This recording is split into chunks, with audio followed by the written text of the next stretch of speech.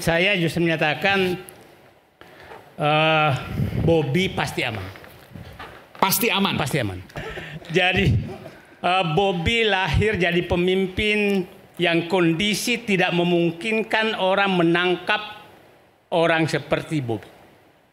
Ini KPK yang menangani. KPK itu masih di ujung telunjuk Jokowi. Kasus korupsi proyek jalan 231 miliar rupiah di Sumatera Utara menyeret nama sang gubernur Bobi Nasution. Kerabat Bobi, Kepala Dinas PUPR, Pekerjaan Umum dan Perumahan Rakyat, Topan Obaja Putra Ginting atau Topan Ginting, terjerat korupsi dengan setumpuk bukti, uang 2,8 miliar rupiah hingga senjata api. Seperti apa kedekatan menantu Jokowi dengan tersangka Topan yang merupakan orang kepercayaan sejak ia menjadi wali kota? Apakah Bobi terancam? Kita simak hari ini, malam ini istimewa. Inilah Rakyat Bersuara. Saya akan langsung mengundang ke panggung Rakyat Bersuara. Selamat datang Bung Muhammad Said Didu, analis kebijakan publik, mantan juga SES BUMN. Selamat malam Bung Said, dengan kursi yang sama sebelah kiri saya. Selamat malam. Selamat malam, silakan. Lalu kemudian Bung Mardiansah Semar, Ketua Umum Rampai Nusantara. Bung Semar, selamat malam. Sehat selalu. Waduh. Saya di kesempatan ini sekaligus ingin mengucapkan selamat ulang tahun untuk Bung Aiman. Waduh, terima kasih. Semoga sehat, sukses, penuh berkah dan kebahagiaan. Amin, sama-sama doain sama yang terbaik juga untuk Bung Semar. Terima kasih. Amin.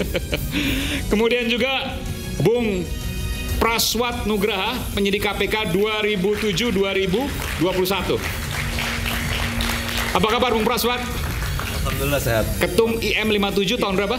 2021 sampai 2022. Oke, jadi ketum penyidik KPK ya, kurang lebih penyidik KPK, kan mantan penyidik KPK banyak tuh ya, yang kemudian ditendang dari KPK waktu itu. Oke. Karena apa? Ada idealisme yang dipertahankan. Nah, ini harus saya. Radikalisme. Karena dianggap radikal yang sampai sekarang nggak pernah terbukti. Oke. Lalu kemudian saya panggilkan juga Bung Norman Hadinegoro, Ketum Perjuangan Rakyat Nusantara, Pernusa. Selamat malam, Pak Ketum. Selamat malam, Bang Aiman. Siap. Selamat ulang tahun ya. Terima kasih. Sukses selalu. Nggak pernah dirayakan sama seperti Pak Jokowi. Oke, lalu kemudian ada Bung Rally Reagan, relawan Jokowi yang baru dilantik jadi komisaris, benar ya? Oke, saya nggak sebut komisaris apa loh. Terima kasih Bang Aiman, selamat ulang tahun, moral panjang umur. Terima kasih. Ya. Lalu kemudian saya panggilkan masih dalam perjalanan ya, Bung Edi Mulyadi, pegiat media sosial. Baiklah, kita akan saya langsung ke sosok di sebelah kiri saya yang langsung buka catatan. Kayaknya penting banget ya apa yang kemudian ingin disampaikan, penuh dengan data. Bung Said Didu. Kalau bicara soal Topan Ginting, itu orang yang kemudian sangat dekat dengan Gubernur Bobi. Bahkan dari hasil riset teman-teman, termasuk saya juga, beliau justru Topan Ginting ini itu sempat menjadi sekda wali kota Medan pada saat Gubernur Bobi waktu itu masih menjadi wali kota Medan. Dan dibawa ke pemerintah provinsi untuk menjadi kepala dinas PUPR. Orang dekat, apakah pertanyaannya? Gubernur Bobi terancam? Apa judulnya tadi?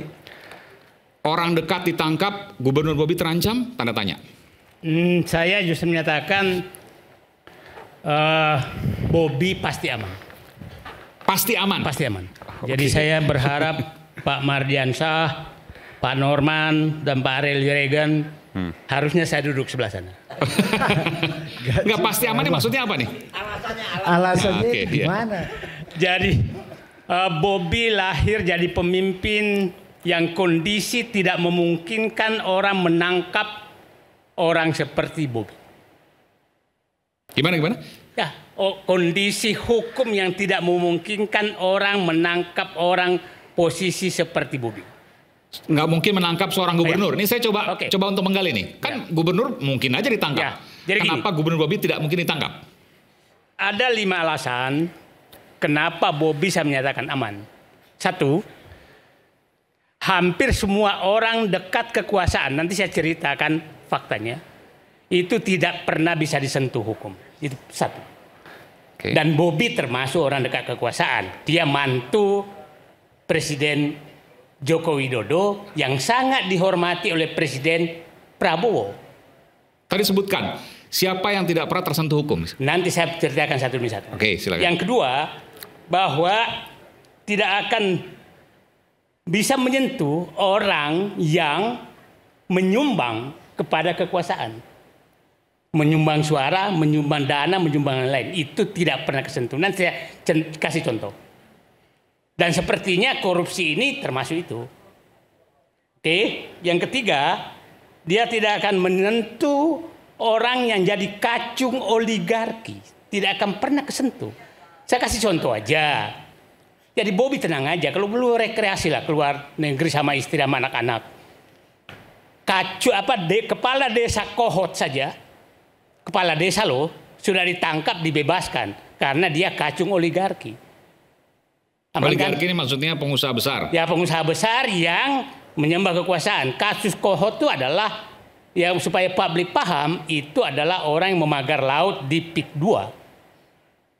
Dan sekarang udah ditangkap pun dibebaskan. Jadi apalagi Kades Kohot sekarang bebas ya? Iya, apalagi Bobi gubernur, bukan kepala desa loh.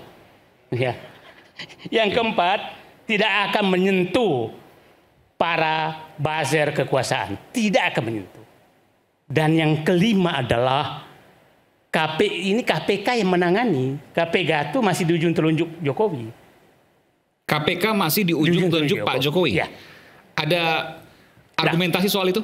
Orang masih yang menunjuk pimpinan KPK ini Jokowi. Yang kedua, pimpinan KPK itu polisi aktif. Jadi kalau macam-macam bisa diremot dari Trunojoyo. Dari Trunojoyo. Dari Trunojoyo bisa remote. Jadi, Mabes Polri. Itulah 5 alasan saya menyatakan Bobi kau aman. Jadi judulnya ganti aja. Bobi pasti aman. Bobi pasti aman.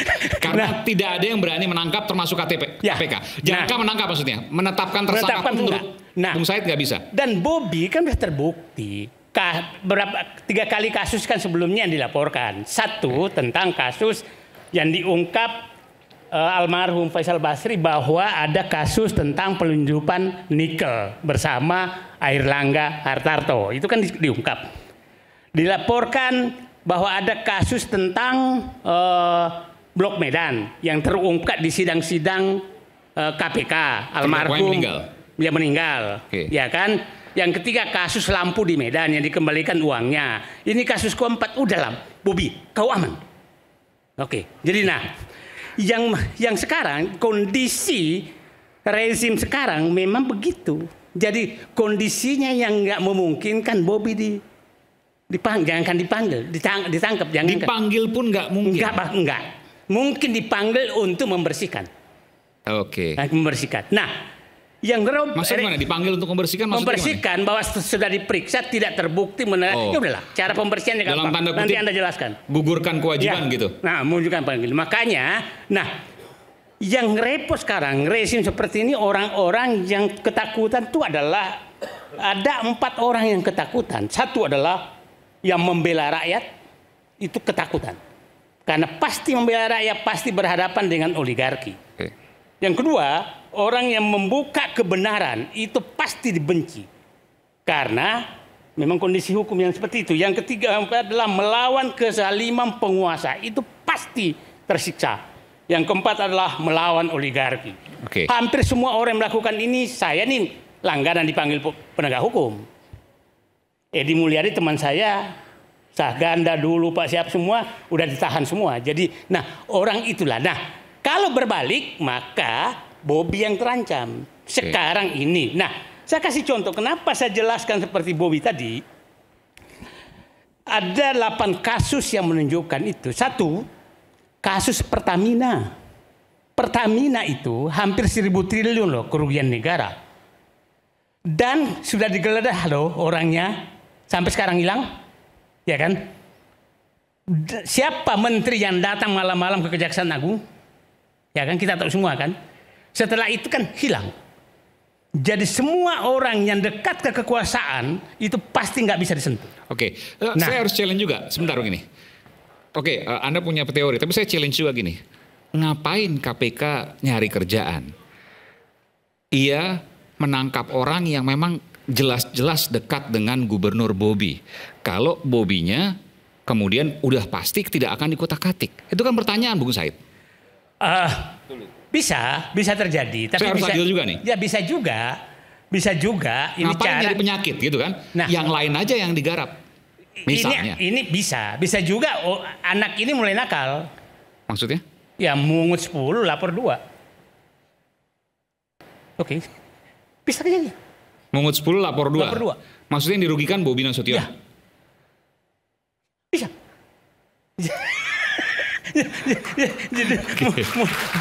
Jadi yang ngelaporin Bobi Nasution. Ya, bisa juga. Karena, atau ada persaingan di antara mereka, Oke. lu kurang ajar. Aku tahu lu mungut 10, lu lapor ke bos cuma 2. Ya, bisa. Semua. Nah, yang kedua, kasus CPO. Bayangkan Bung Aiman, CPO ini yang ditangkap sogokan saja 11,8 triliun cash. 11,8 triliun cash sogokan saja lo ke penegak hukum. Disentuhkah? Yang kita tahu bahwa saat itu dipanggil-panggil kejaksaan kan, yang diganti jadi ketua partai kan, disentuhkah? Enggak kan? Nah, yang ketiga adalah judi online. Diganti jadi ketua, tapi tetap menteri. Nah, oke. Yang ketiga judi online. Di persidangan terungkap, di mana-mana terungkap, nggak bisa disentuh. Maksudnya partai, benar yang tadi, partai kuning. Ya tadi yang pertama. Okay. Nah, ini yang lagi. Ya, nah, yang ketiga BTS. Ya, BTS. Bayangkan ada orang mengembalikan 27 miliar rupiah. Tahu-tahu jaksa menyatakan kita nggak tahu siapa yang mengembalikan. Kita yang disangka bodoh semua. 27 miliar rupiah dan mengembalikan sekarang. Nah, yang kelima kasus Antam yang itu. Saya tahu pelakunya siapa. Mas palsu itu. Nah, yang kelima Sritex hilang lagi kan. Nah, keempat adalah pelepasan hutan. Pelepasan hutan ini kita ingat siapa sih yang menteri yang pelepasan hutan yang kena dipanggil akhirnya jadi menteri lagi kan. Nah, yang ke-8 penggelapan denda pelepasan hutan. Jadi saya ingin menyatakan dengan fakta kasus ini hampir semua yang terlibat kasus besar itu justru menjadi menteri atau dipertahankan jadi menteri. Siapa tahu dengan kasus ini Bobi akan jadi menteri. Maksudnya? Ya karena komunitasnya sama. Nah, jadi kasus korupsi Bobi ini jangan Bobi bikin sedih. Siapa tahu tangga untuk naik pangkat jadi menteri. Karena yang terlibat isu-isu korupsi yang saya sebutkan tadi semua itu terbukti bahwa jadi menteri atau dipertahankan jadi menteri. Itulah rezim Prabowo sekarang. Jadi saya harapkan ini dibaliklah. Yang terlibat korupsi itu jangan dijadikan menteri jadi pejabat lagi dong. Ya itu yang saya harapkan. Tapi faktanya saya agak kecewa karena semua isu-isu orang-orang yang terlibat kasus korupsi malah diangkat jadi menteri atau dipindahkan jadi menteri atau diteruskan jadi menteri atau dinaikkan jadi menteri. Itulah Bung Aiman. Jadi saya katakan saya sekarang menyatakan Bobi aman. Tapi tersandra tadi. Nah, karena tersandra maka jadi menteri. Saya boleh bantai nih Bang Aiman ya. Jadi apa yang disampaikan Bang Sedidu tadi seolah-olah apa KPK itu apa telunjuk kata Pak Jokowi. Saya bantah ya. Kenapa saya bantah?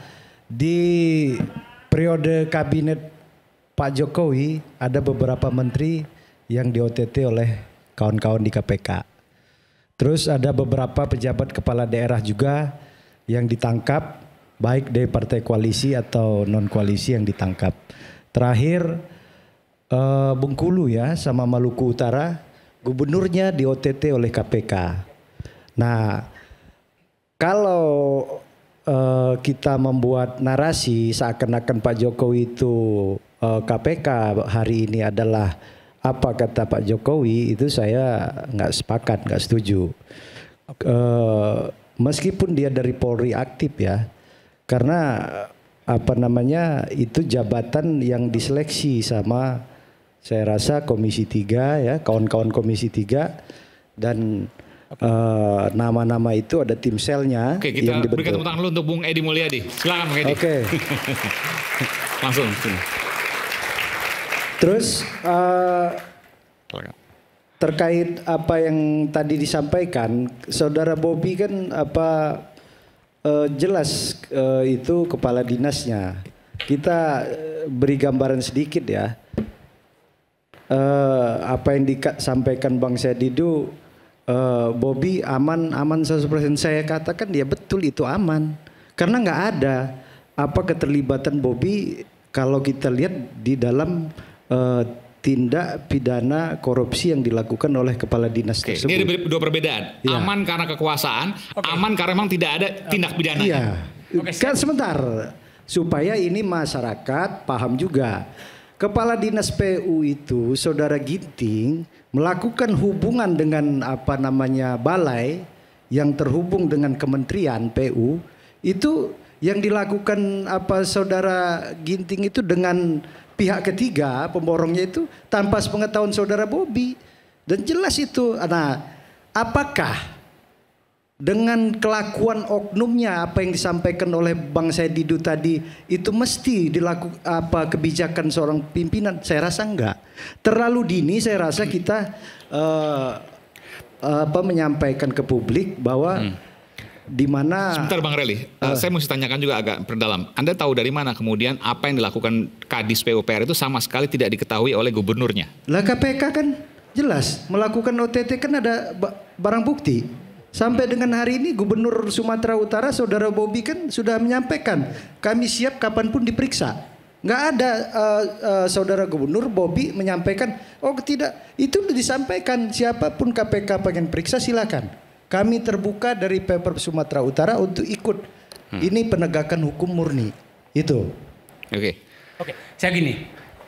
Pertama tadi yang menyatakan mungkin kita paham betul yang melemahkan KPK adalah Joko Widodo. Yang dibahas dengan angka 13. Ini. Jangan juga bangun narasi yang sesat pikir, Bang. Sebentar, jelaskan dulu. Bukan. Ya. Bang, bagaimana Abang sudah ngambil saya belum bicara, Anda bicara. Melemahkan KPK itu Jokowi gitu loh, Bang. Bagaimana gitu loh. Nanti dengarkan dulu, makanya belum dengar udah ngomong. Dan Abang sudah salah juga. Ketua KPK itu udah pensiun, Bang. Lah, Bu, dengarkan dulu. 9 Juni kemarin sama bintangnya Maiman ini. Dengarkan dulu. Gitu Jangan juga bangun narasi seolah-olah dia masih aktif. Dan tugas Anda memang gitu selalu hanya memotong kebenaran. Itu kan ditugaskan Anda dari dulu. Mana kebenarannya? Abang sesat. Dengarkan dulu. Sesat pikir. Dengarkan dulu. Gitu. Bagaimana saya mau mendengar kalau pikiran Abang sesat gitu loh. Anda belum mendengar semua gitu loh. Nah, dari awal kan sudah yang tidak sesat kita kembali saat lagi tetaplah bersama kami Rakyat Bersuara.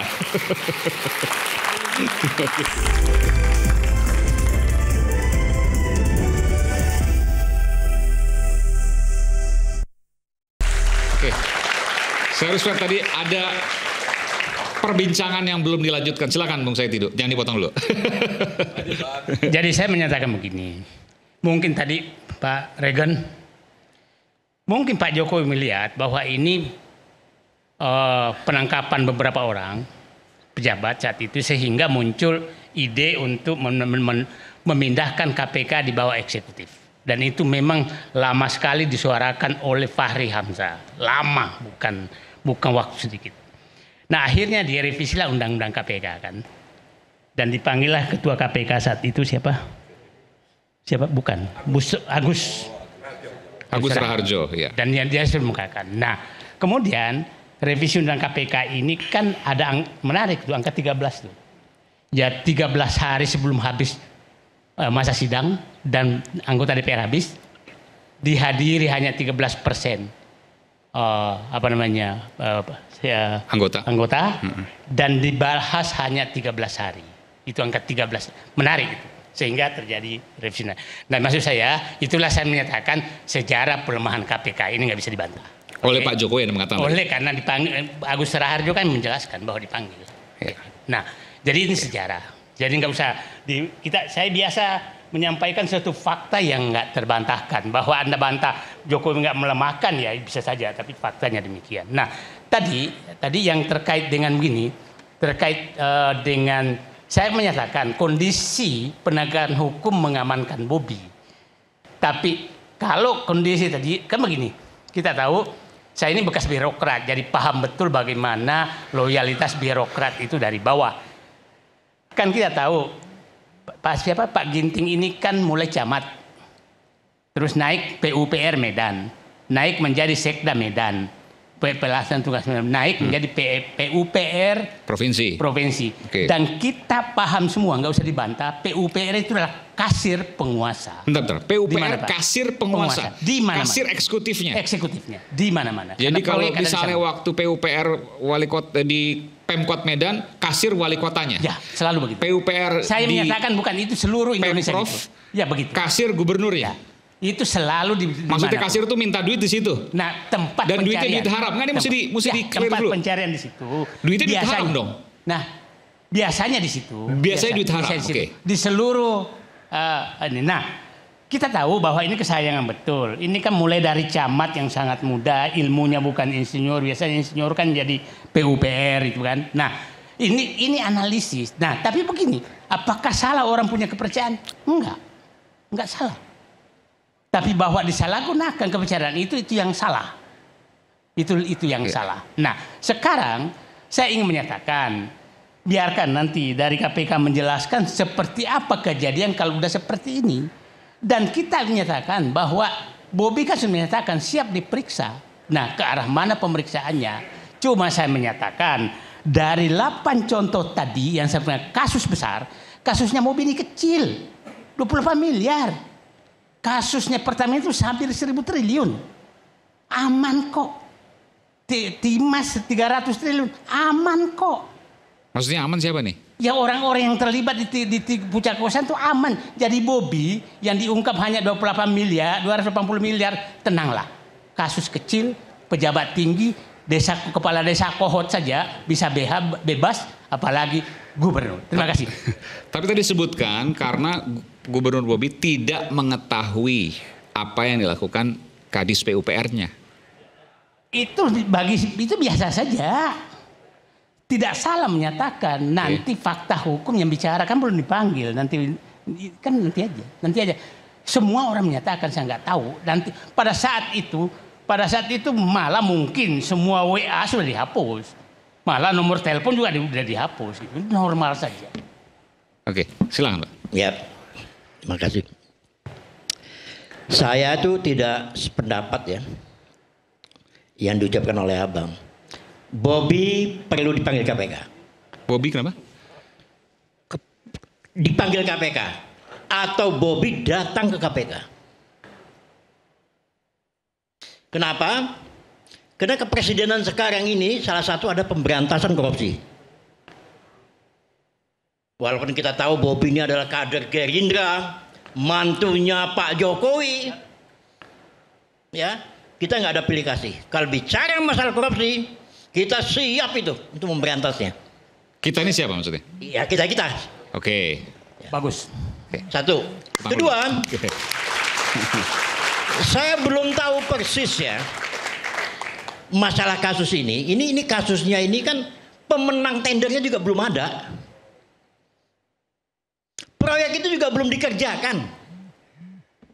Pertanyaannya uang apa ini? Yang 2,8 miliar. Dari 203. Dari proyek 13 miliar. Dari dana APBN maupun dana APBD. Nah, setahu saya setiap daerah itu permainannya kayak gitu. Jadi uang yang 2 sekian itu uang tip. Lu kalau mau dapat proyek bayar dulu di muka 5%. Itu biasa. Biasa. Okay. Di seluruh Indonesia itu.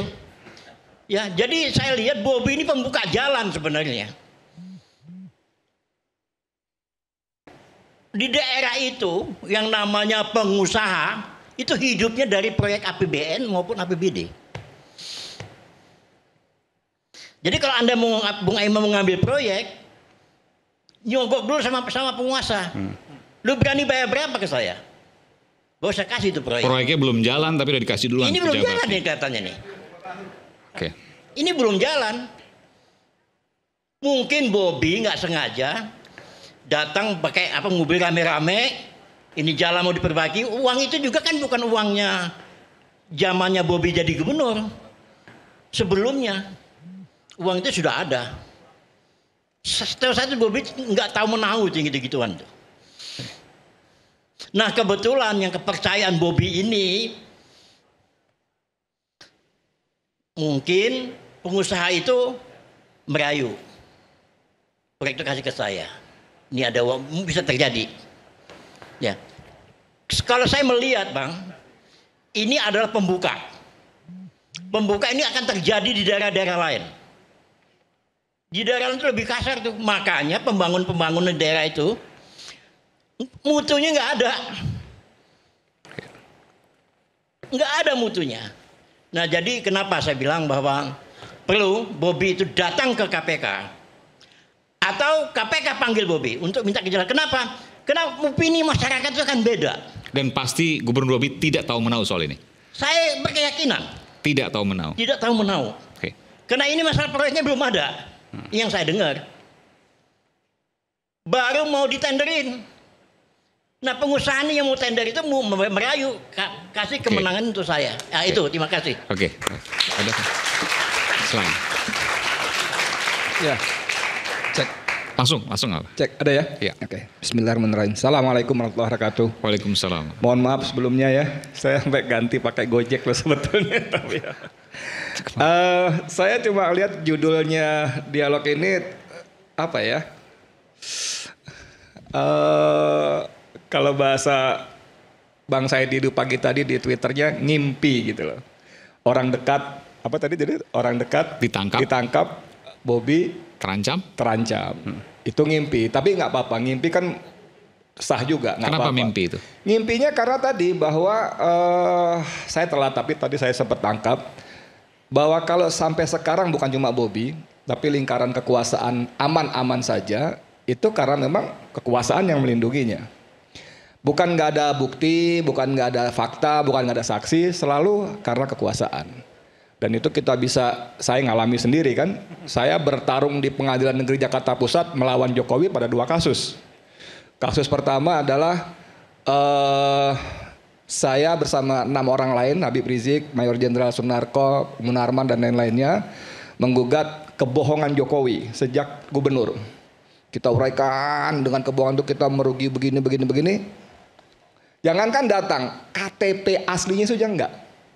Bayangkan, padahal itu yang jadi penasihat hukumnya doktor hukum loh. Buat saya mustahil dia nggak paham hal-hal administrasi seperti ini gitu loh. Bahwa KTP asli itu harus ditampilkan.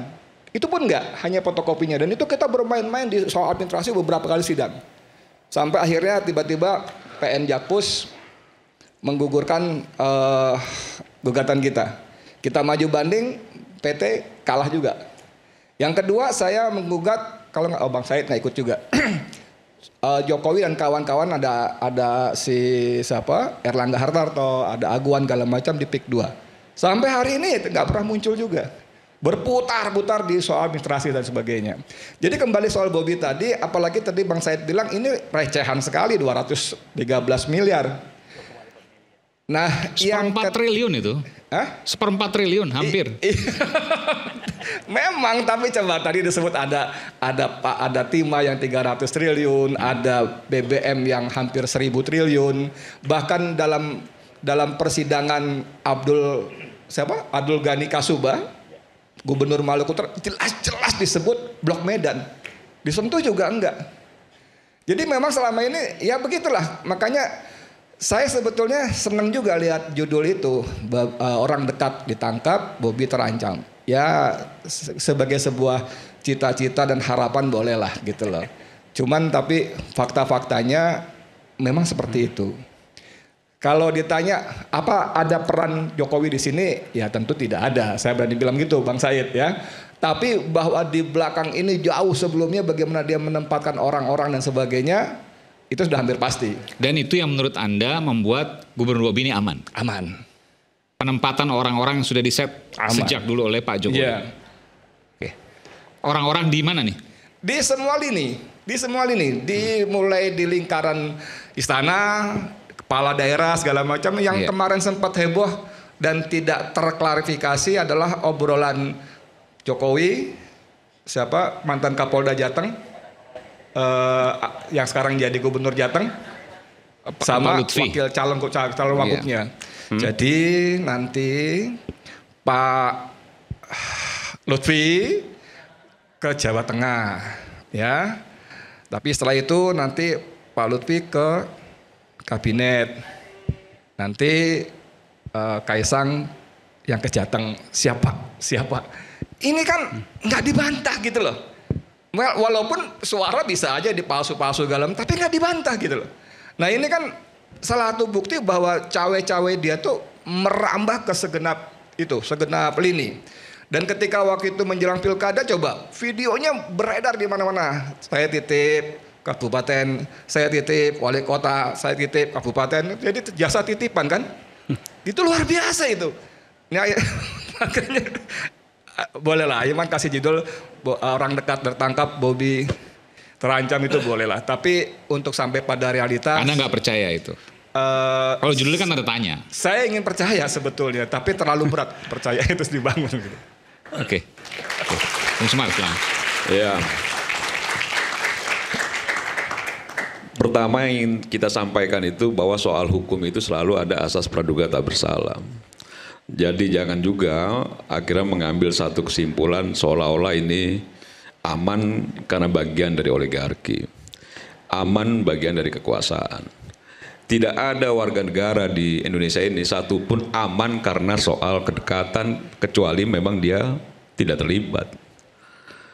Kalau persoalan pertanyaan yang tadi di tema pada malam hari ini, kan tidak juga orang yang memang dekat itu, Bung Aiman, misalnya kepala dinas dengan gubernur, menteri dengan presiden, bahwa ketika terlibat kasus hukum, secara otomatis bahwa memang atasannya juga terlibat. Sebaliknya pun begitu. Tapi nggak terlalu normatif nih. Aman atau begitu. Tidak tergantung perbuatannya.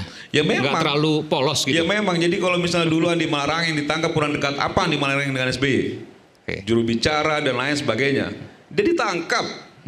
Apakah memang kita juga mengambil kesimpulan bahwa Pak SBY itu secara otomatis dia terlibat juga dengan apa yang dilakukan oleh Andi Malarangeng? Kan tidak. SBY beda banget sama Jokowi. Jadi ini kan bicara soal kedekatan. Kalau bicara soal kedekatan, tidak itu menjamin bahwa ada keterlibatan soal itu. Kan begitu. Jadi jangan juga akhirnya membangun narasi sesat karena memang dasarnya kebencian kan? Kan dasarnya kebencian juga. Semua dialihkannya ke Pak Jokowi. Dan Pak Jokowi itu 4 poin usulan draft, ini ada orang KPK ini, 4 poin usulan draft dari DPR RI itu ditolak sama Jokowi waktu revisi, betul nggak? Revisi. Nah, di browsing aja. Jadi beberapa poin yang dianggap melemahkan KPK yang tadi dibilang sama Bang Said itu, justru Jokowi menolak itu. Justru menolak itu dia.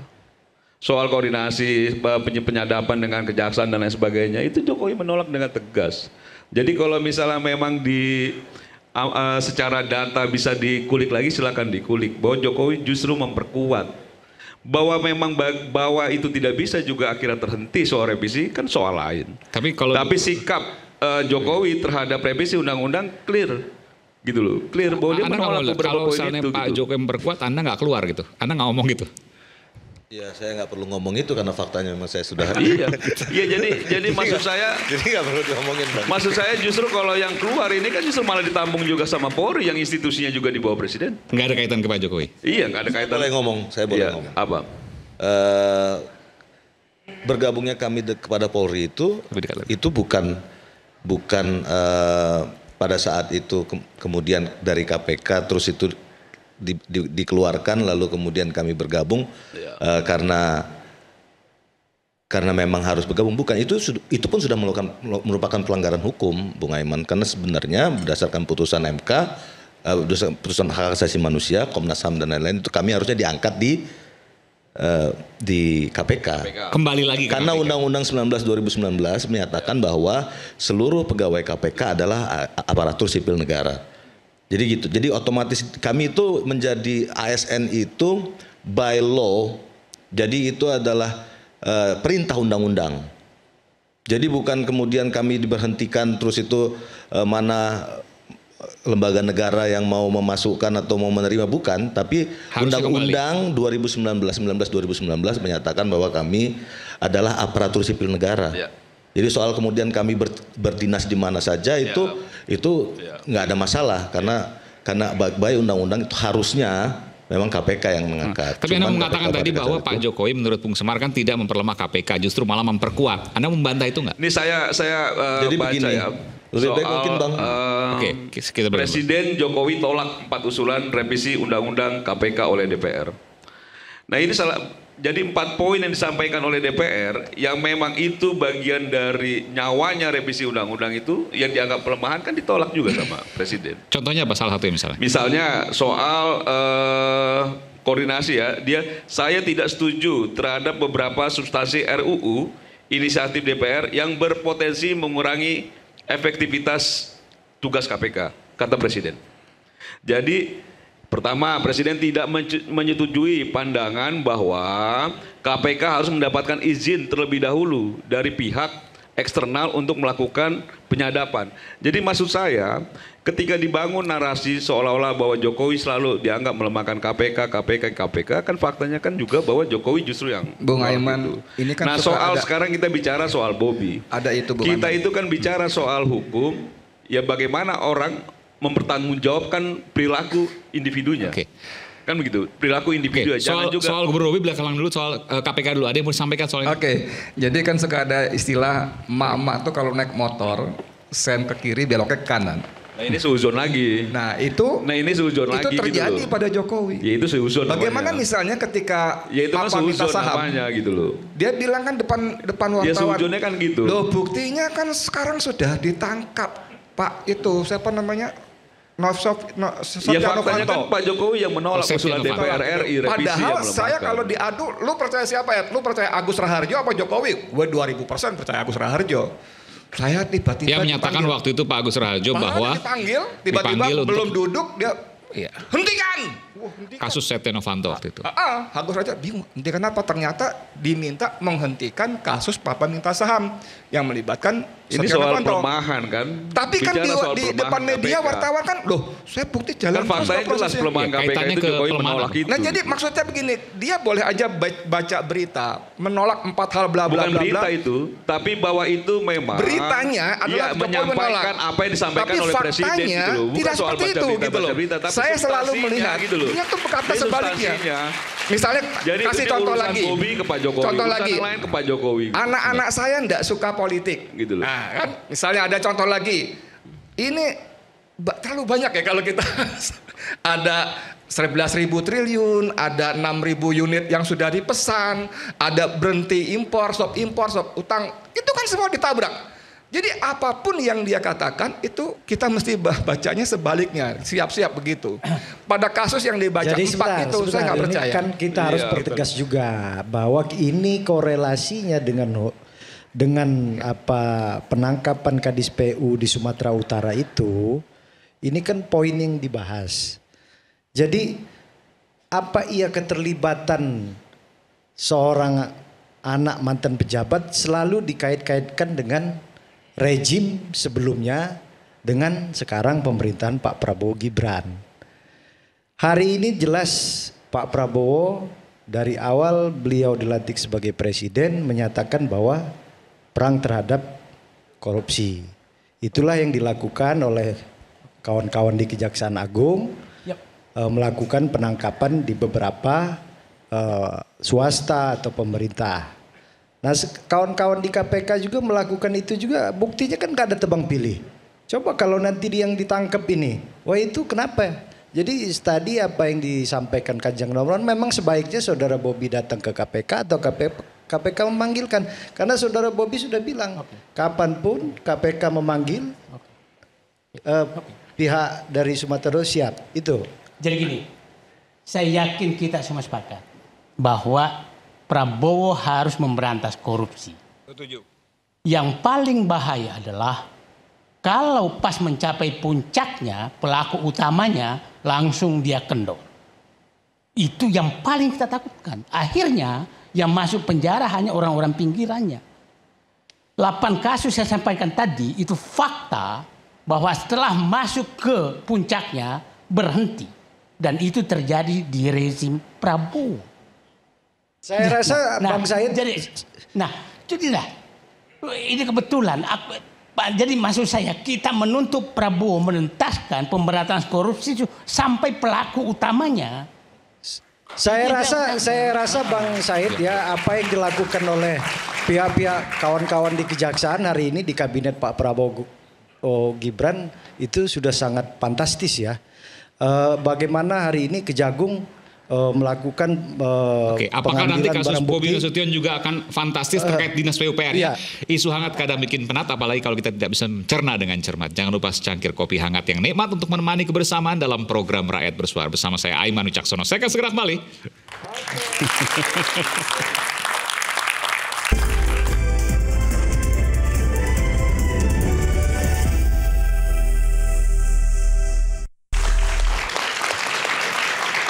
Saya sekarang menuju ke Bung Praswat, 20 tahun menjadi penyidik KPK. Saya ingin tanya, kalau Anda melihat kasus ini dari sisi sudut pandang penyidik, seperti apa? Ya, mungkin gini Bung Aiman, 26 Juni 27 itu terjadi secara kronologis ya, saya akan mulai. Itu terjadi operasi tangkap tangan di beberapa titik di Provinsi Sumatera Utara, Mandailing Natal, dan Kota Medan. Jadi sebenarnya ada 3 paket. Jadi ada beberapa data yang mungkin masih simpang siur ya. Cuma data yang kami dapatkan itu ada 1 paket dari Balai dan 2 paket di Sumut. Jadi di Provinsi Sumut. Jadi memang totalnya itu sekitar 60 miliar plus 150, jadi 210. Jadi 2 paket itu more and less yang 150. Yang 60 miliar dari Balai. Dari situ pada malam itu dari OTT 26 malam sampai ke 27 siang itu ditemukan uang sebesar 231 juta. Hanya 231 juta sebenarnya. Okay. Karena memang biasanya uang OTT ini nggak banyak di cash, tapi memang sudah tercecer-cecer, dia memang biasanya begitu. Biasanya kalau kita operasi tangkap tangan tercecernya kemana aja? Jadi memang ada yang sudah dikasih sebelumnya, ada yang tidak terpantau oleh penyidik, ada yang jadi tim S itu pasti sudah berbulan-bulan kan di sana. Jadi nggak pernah ada operasi tangkap tangan itu yang kebetulan ada seolah-olah misalnya kan banyak kita lihat di media banyak ada orang nelpon Pak ada rencana tindak pidana suap nih nanti malam akan ada pemberian, nggak jumlahnya sebanyak itu nggak mungkin, pasti dicicil-cicil pasti rangkaian ini sudah beberapa kali dan Topan Ginting pasti sudah menerima ini sudah beberapa kali. Jadi itu bisa saya pastikan karena tidak pernah ada operasi tangkap tangan itu yang first touch langsung kita ambil. Jadi teman-teman penyidik KPK itu selalu pasti akan ngambil itu di kesempatan kedua, ketiga karena memang sudah polanya. Operasi tangkap tangan tuh nggak bisa mendeteksi sesuatu yang tidak berpola, Pak. Jadi dia pasti sudah berpola. Kalau dia nggak punya pola, orang itu nggak sempet datang ke bandara aja ke bandara aja kita butuh 2 jam 3 jam, nyampe ke Medan butuh lagi 3 jam 6 jam. Terus minep dulu semalam. Jadi memang pasti berpola. Jadi nggak mungkin apa yang teman-teman lihat peristiwa yang terjadi di Sumatera Utara itu adalah saat itu yang pertama kali enggak. Jadi ini sudah rangkaian dari berbulan-bulan atau berminggu-minggu. Itu sudah rangkaian yang kesekian-sekian kalinya. Jadi total 2,8 yang ada di tunai yang di rumah itu adalah sudah dibendel-bendel itu sudah rangkaian memang pemberian yang kalau biasanya kita lihat itu ijon. Jadi memang semua ijon, Pak. Ijon itu kayak proyeknya belum jalan tapi sudah disuap duluan. Pak, belum dipanen, masih di atas pohon sudah kita bayar ke petaninya gitu. Nah, jadi ini kenapa menurut saya ini sesuatu yang biasa-biasa aja, maaf Bang Said, ini karena 71% kasus di Indonesia ini based on sepanjang KPK berdiri itu 71%-nya itu memang urusan suap infrastruktur, Pak. Jadi memang infrastrukturnya paling enak, paling gurih. Karena apa? Karena nggak usah rumit-rumit. Lihat aja berapa 20%. Oke, saya masuk dari situ. Tadi Bung Said sempat mengatakan kalau dinas PUPR, apakah itu di Pemkot, apakah itu di Pemprov, itu jadi kasir eksekutifnya, apakah gubernur atau bupati wali kota. Benar nggak? 71% perkara suap yang ada di Indonesia itu adalah dari infrastruktur. PUPR, oke. Infrastruktur ya Pak ya. Jadi bisa PUPR entah itu ada dinas air lah, dinas irigasi dan lain-lain. Tapi jadi kasirnya eksekutifnya, kasirnya pimpinan daerahnya. Ya karena 71%, makanya mungkin kemudian Pak Said ngomong ya yang paling banyak ya artinya kalau kita bisa lihat dari 71% kisah kasus-kasus korupsi tersebut memang dari PUPR ataupun dari suap infrastruktur. Harusnya begini dong, kalau 71% ini kan logika sederhana. Kalau 71% itu merupakan suap infrastruktur PUPR dan sebagainya, artinya mayoritas pimpinan daerahnya juga kena, tapi kan faktanya enggak. Mayoritas pimpinan daerah memang kena, Pak.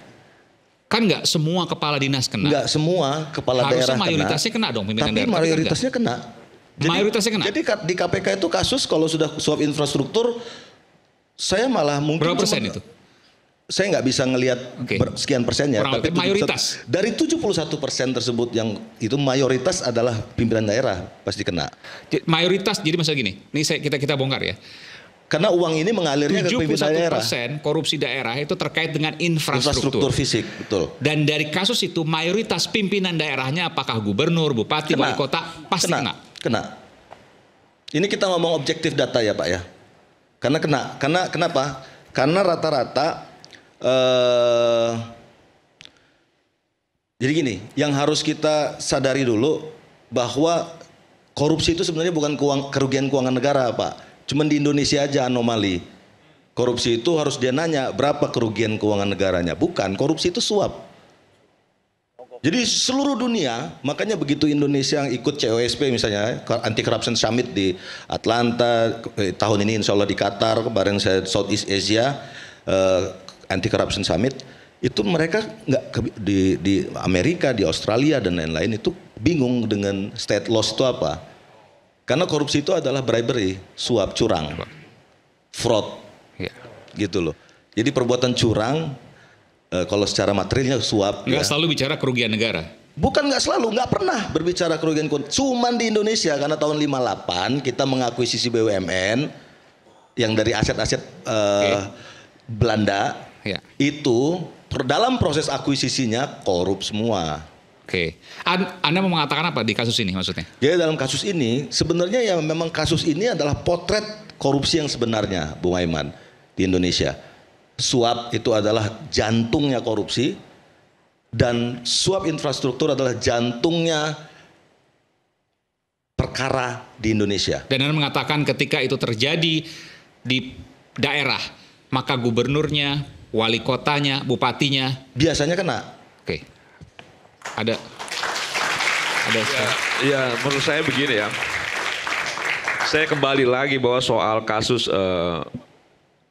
Provinsi Sumatera Utara ini biasa-biasa saja, saya setuju itu. Biasa-biasa saja kasus hukum. Dan kita juga semua pasti sepakat lah. Orang yang memang dia melakukan tindak pidana korupsi harus ditindak. Cuman jangan juga akhirnya kita menggiring seolah-olah ini sesuatu yang sudah pasti mengarah ke sana. Bobi tadi sudah disampaikan juga sudah siap dipanggil KPK dan lain sebagainya. Ya kita hormati itu prosesnya. Kita hormati prosesnya. Selalu orang yang membenci selalu menganggap ini kan cuma kamuflase, ini kan cuma lip service, ini sen kiri tapi belok kanan segala macam. Tapi kan kita juga punya fakta-fakta. Dan ini menjadi luar biasa karena memang Jokowi ini mantu Presiden Jokowi. Kan begitu. Bobi ini mantu dari Presiden Jokowi. Jadinya luar biasa. Jadi Aiman pun tertarik untuk bicara soal ini. Jadi kalau Bobi ini bukan mantunya Presiden Jokowi, kayaknya bukan Aiman aja deh, semua media juga Aiman nggak tertarik untuk bahas soal ini karena tadi si abang aja bingung ini konstruksinya bagaimana kasusnya kan gitu loh. Nah ini saya mau kasus konstruksinya saja belum clear dan lain sebagainya. Kita sudah seolah-olah ingin membangun bahwa mungkin saja ada keterlibatan karena kepala dinas itu dekat dengan Bobi. Bagaimana kalau kita logika kita juga sampaikan Mungkin saja, mungkin SBY waktu itu juga terlibat karena dekat sekali dengan Andi Malarangeng gitu. Kan nggak begitu gitu loh logikanya. Nggak selalu. Tapi nggak kalau selalu data begitu. ini penyidik KPK 20 tahun. Ya boleh, tapi kan tidak selalu semua. Izin Bapak. Iya tidak semua. Ya. Jadi ini saya akan agak pindah dikit nih mejanya, duduknya sebelah kanan sebenarnya Pak. Jadi tadi yang Bang Said sampaikan bahwa pasti nggak kena Bobiah, maksudnya aman. Itu memang dalam konteks ini, mohon izin ya Pak Said, kalau kasusnya reguler Pak, itu mungkin. Maksudnya gimana? Reguler itu apa? Karena ada OTT, ada reguler ya, ada penyelidikan naik kasus reguler. Non OTT yang apa, pengembangan. Ya pengembangan atau misalnya dia dari Dumas. Ya, Dari Dumas itu reguler. Pengaduan masyarakat. Dumas, penyelidikan, penyidikan, penuntutan. Nah, ini kan operasi tangkap tangan langsung, nggak pakai Dumas langsung. Kalau kasusnya reguler, apa yang disampaikan Bung Said itu mungkin bahwa bisa dipilih mana yang kena, mana enggak? Mungkin bisa. Bisa dipilih? Mungkin bisa. Kenapa bisa dipilih? Karena begini, saya harus dalamin dulu nih. Karena gini, karena kita butuh waktu untuk manggil saksi. Orang tahu, saksi itu diumumkan. Seluruh Indonesia tahu hari itu KPK akan memanggil A, B, C, D. Wartawan-wartawan itu 24 jam nunggu. Iya. Jadi ada kesempatan sepersekian hari gitu untuk mengintervensi saksi, apalagi saksi-saksi yang jauh. Siapa yang intervensi? Siapa yang mengintervensi? Misalnya ada pihak-pihak yang merasa terganggu, dia pengen mengamankan dirinya, pihak luar, dia bisa intervensi, dia bisa kasih uang, dia bisa. Numpang tanya dong, yang dimaksud bisa dipilih itu apa ya? Bisa dipilih itu apa maksudnya? Siapa yang jadi tersangka dan semuanya? Minimal saksi. Jadi kalau misalnya kasus reguler mungkin ya Pak, mungkin saya ngomong. Ini sempat terjadi. Ada kesempatan untuk mengintervensi. Ini sempat terjadi. Saya nggak bilang periode sekarang, periode sebelumnya sempat terjadi. Kalau ada, apakah ada intervensi? Ya pasti ada intervensi. Dan kemudian harus jadi tersangka. Semua pihak. Harus jadi tersangka. Harun Masiku. Gimana? Harun Masiku? Harun Masiku apalagi kurangnya kita intervensi dari malam itu. Bukan diintervensi, dikriminalisasi, ditangkap penyidiknya, penyelidiknya ditangkap. Bukan kita yang mau nangkep, kita mau nangkep, ditangkap. Tahun berapa itu harusnya tuh? 2020. Harun Masiku kan yang salah Jokowi lagi itu. Nah, ntar saya nggak ngomong ke Jokowi. Saya nggak akan ngomong soal Jokowi. Harun Masiku harusnya dulu sudah tahun berapa saya lupa? 2020 Januari. 2020 harusnya diproses. Januari 2020. Tapi karena intervensi tidak diproses. Ya. Nah, itu saya butuh kepastian dulu, betul. Betul. Oke. Diintervensi. Jadi kalau misalnya ngomong apakah KPK bisa diintervensi? Bisa, dengan kekerasan, disiram, dikriminalisasi, dipecat. Kasus yang saya pegang berhenti semua. Kenapa? Karena saya dipecat. Ya. Jadi waktu itu yang mengintervensi apakah itu bukan intervensi? Gini, intervensi jelas nyata. Jadi berkembang. Kan presidennya Pak Jokowi. Apa? Presidennya Pak Jokowi. Saya tuh malas dari tadi, saya nggak mau ngomong presiden Pak. Walaupun dari tadi. Saya mohon maaf, mohon izinin. Ya. Pemirsa Bang Said dan Bang Dedi, saya nggak mau masuk ke zamannya beliau ini ya. Presidennya betul Pak Jokowi. Iya. Tapi bahwa semua orang juga tahu ketua KPK Firly itu punya siapa? Itu juga kita tahu. Nah, saya nggak mau ngomong politik ya, kan? Ya Pak ya. Ya presidennya betul Jokowi, gitu loh. Tapi bukan berarti juga Jokowi yang. Ya masih penyidik saya. Dan Anda bersaksi bahwa waktu itu ada intervensi. Intervensi ada. Okay. Nah, intinya dari yang saya omongin tadi itu Pak, bahwa kemudian kalau OTT. Ini eksklusif nih, ini karena belum pernah ada disampaikan oleh penyidiknya langsung. Ya, yang waktu itu masih menjadi penyidik. Okay. Kalau OTT itu sangat sulit. Kalau OTT sangat sulit untuk diintervensi. Untuk diintervensi, kenapa? Kayak hari ini aja, walaupun misalnya terpending ya, Pak Hasto misalnya ya, tapi kan tetap juga dari hari H proses operasi tangkap tangan, namanya sudah muncul. Jadi kau mau simpulkan bahwa OTT yang ada di Sumatera Utara ini itu kemungkinan kecil untuk sangat bisa sangat kecil. Nah ini yang menjadi poin penting Aiman, bahwa apa yang sangat kecil. Jadi kalau misalnya memang mau rumusannya dia aman ya karena memang bukan berarti dia dilindungi, tapi bahwa OTT itu sangat kecil kemungkinannya dibangun untuk skenario lain untuk melindungi orang-orang yang terlibat, betul nggak? Iya, lompatan logikanya terlalu jauh kalau kita ngomong aman. Berarti ya, kau harusnya duduk di sini kau. Makanya saya sebenarnya tadi sampaikan juga bahwa mayoritas ketika kena anak buahnya, maka pimpinan daerahnya kena. Jadi yang mana nih? Ya, nah, pimpinan daerah itu yang reguler, Aiman.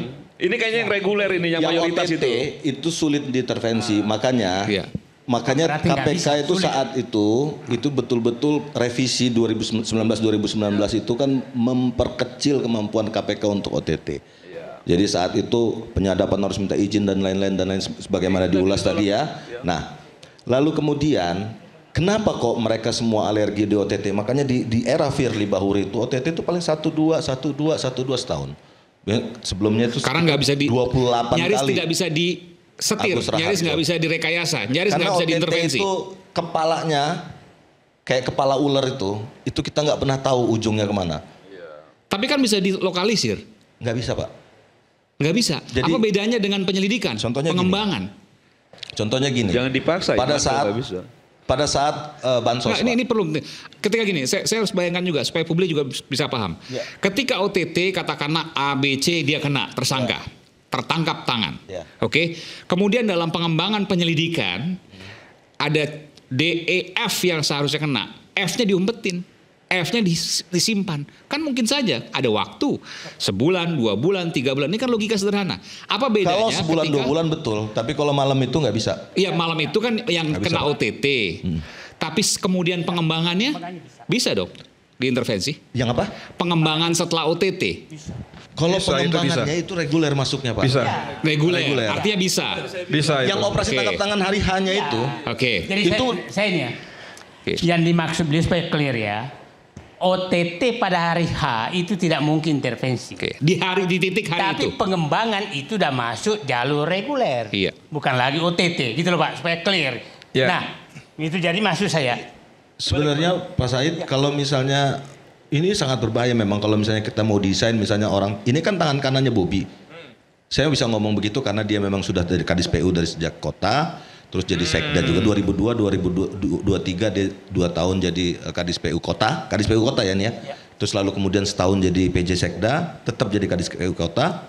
Lalu kemudian jadi Kadis PU. Memang di sebelah orang dekat lah, tapi belum tentu juga kemudian dekat langsung otomatis korupsi. Saya setuju. Ya. Cuman ini sangat high risk kalau misalnya memang full control. Kok saya agak ragu ya Jokowi bisa memiliki full control total, karena ini sangat berbahaya kalau hari H itu tiba-tiba misalnya Topan Ginting membawa uang itu ke rumah dinas gubernur, selesai Pak, nggak bisa ngomong apa-apa. Makanya kemudian pada saat bansos saat itu kan itu Juliari Batubara juga jauh, nggak ada di mana, nggak ada di lokasi. Dan ya, tambahan sedikit ya, dan logikanya kalau memang kita anggap bahwa KPK itu bisa diintervensinya Pak Jokowi, buat apa dia ngambil Topan Ginting? Yang jelas-jelas secara publis memang dia dikenal dekat dengan Bobi. Kan logikanya begitu. Kalau orang dekatnya Bobi, kenapa juga diproses untuk kan untuk dilakukan OTT? Ini trikinya kan OTT begitu, Pak Said. Yep. Jadi pada saat OTT itu kita kadang-kadang nggak tahu siapa buntut ulernya itu di mana. Di hari itu ya? Di hari itu. Oke. Jadi saya tadi penjelasan beliau tadi, kan OTT itu kan ada polanya. Tidak peristiwa pertama diketahui dia bakal terima. Nggak langsung segera kan. Bisa 2, 3 dan seterusnya, ada polanya. Nah, menurut saya pola ini, apalagi tadi beliau tadi bilang dia sudah TO sejak masih di Sumut, di Medan dan sebagainya. Cuman belum sampai di OTT kan gitu. Jadi proses yang panjang. Nah, dengan kedekatan itu, aduh, itu kalau Bang Said bilang tadi PUPR itu kasir, lalu beliau bilang 71% itu masalah infrastruktur, ya nyambung juga benang merahnya gitu loh. Maksudnya? Nyambung juga bahwa itu cuma masalah apa ya? Masalah waktu aja menurut saya.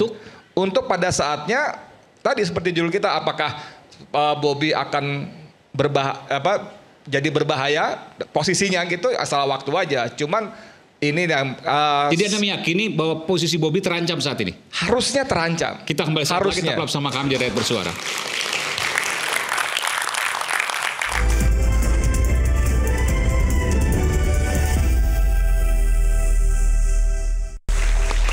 Ada banyak hal yang belum pernah terungkap sebelumnya, dan saya beruntung mengundang penyidik KPK 20 tahun yang sekarang bukan penyidik lagi ya.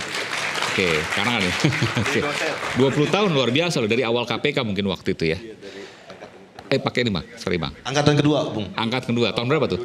2007. Zaman pimpinan KPK siapa ketua KPK-nya? Pak Ruki, masih Pak Ruki. Angkatan pertama kalau periodenya periode pertama.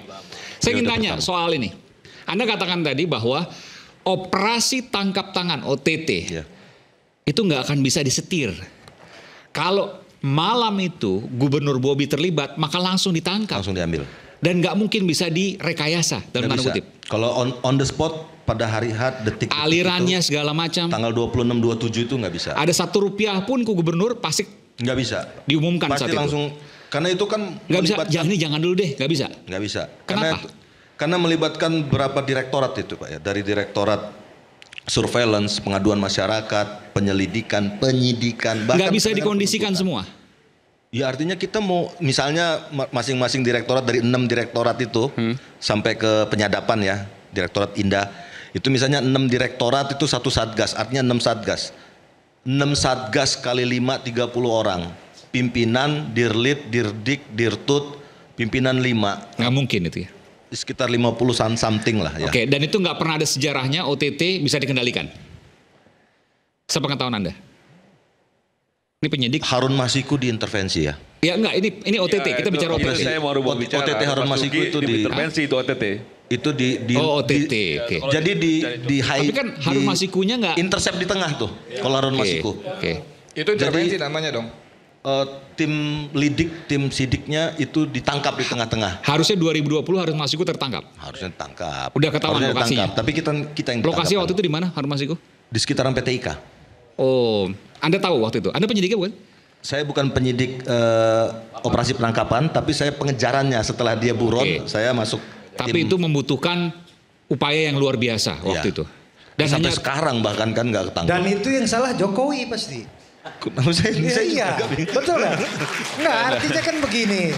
Bung, jangan mancing-mancing. Saya netral aja. Mau Jokowi nggak ada masalah. Ya. Yang penting kita diskusinya lah. Ya kan? Jadi gini Bung Aiman. Saya takutnya kepala bapak-bapak ini di kepalanya cuma Jokowi doang.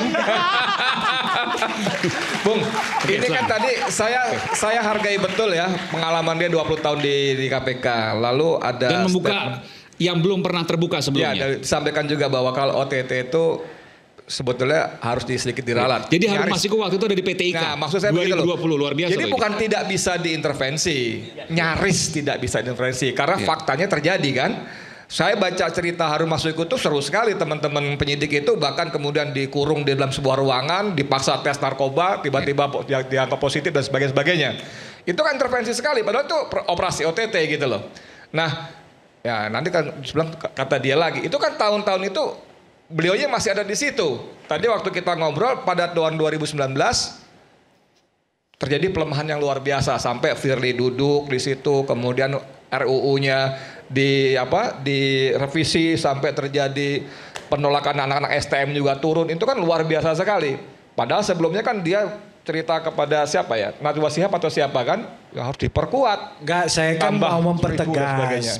Jadi kembali ke soal Bobi, saya rasa seperti tadi bahwa pada tadi kan kita ngobrol ya, bahwa beliau ini boleh saya sebut ya waktu kita offline ya, bahwa teman kita ini berpendapat menduga sebetulnya targetnya bukan Ginting apalagi tadi Bobi, tapi PPK-nya ya, petugas pembuat komitmen. Boleh jelas nggak?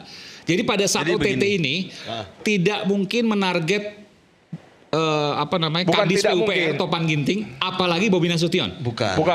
Gimana penjelasannya kayak gitu tadi? Oke, kita dengarkan nih. Jadi after 2019 ini bukan fakta ya, tapi ini analisis penyidik. Tragedi, terus itu juga kami kemudian banyak dikriminalisasi, teman-teman penyidik banyak bahkan di OTT, bukan kita yang meng-OTT malah di OTT, malah ditangkap, dijebak dan lain-lain. Itu biasanya kita kemudian prediksi saya malah target utamanya ini PPK. Bung Aiman. Pejabat pembuat komitmen. Itu di bawah dinas PUPR itu. Di bawah dinas PUPR maupun di bawah balai Kementerian PUPR. Makanya dua-duanya jadi Pak Herlian sama Pak siapa? Ada terjerat dua-duanya. Jadi dua orang itu pertama kali yang diambil. Oke. Itu yang pertama kali diambil. Lalu kemudian itu kan kepala ular. Iya. Diambillah orang itu, uangnya kemana? Itu kan pertanyaan pertama. Nah malam itu juga diantarlah bahwa uang itu untuk A, untuk B, untuk C. Dijemputlah ke lokasi, diambil alat buktinya. Karena kami selalu akan beberapa titik itu. Jadi sudah nempel semua. Diambillah ke lokasi dan orangnya. Nah ini yang kata saya tadi kotak Pandoranya itu begitu diambil kepala ulernya ke PPK-nya ini. Ternyata orang dekatnya Gubernur Bobi. Kalau ini kan titik-titik krusial ya, bahaya banget itu. Sama kayak waktu bansos, saya ngambil PPK pada saat itu.